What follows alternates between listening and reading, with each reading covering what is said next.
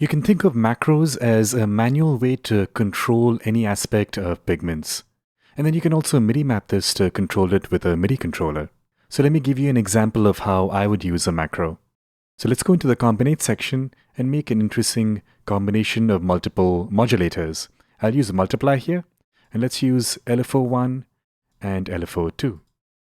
I'll go into the LFO section and change these up a bit. Change the rate. Alright, so we have two LFOs here that have fairly different shapes, and we have now combined them with the multiply combinator. And let's assign this to modulate something. How about the phase distortion? So that was combinate 1.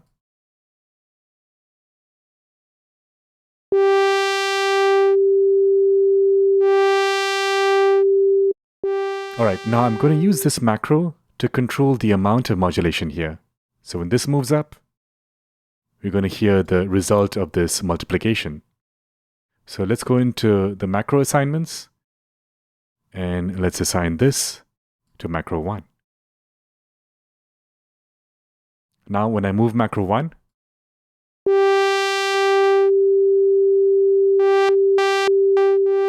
we're introducing this kind of rhythmic movement in the sound. And if I bring it down, it goes away. Now what's really amazing is that all these modulators can be reassigned to multiple parameters. So I can assign macro 1 to also affect this FM modulation here, but maybe backwards, so an inverse modulation. Let's also do some phase distortion here.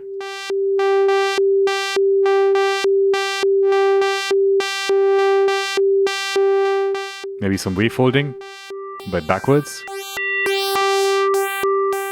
Alright, so now when I change up this value here, all those different parameters are moving at the same time.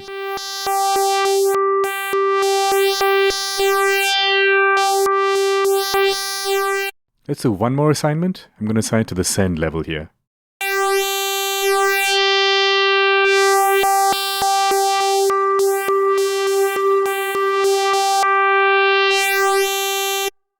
You can also rename these macros. So just double click and type in whatever you want.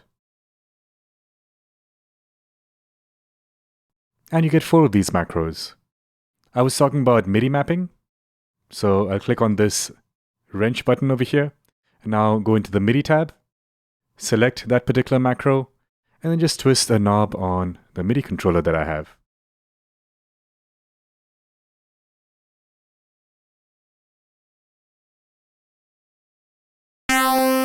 And now I don't have to use the mouse to control this. I'm using my MIDI controller.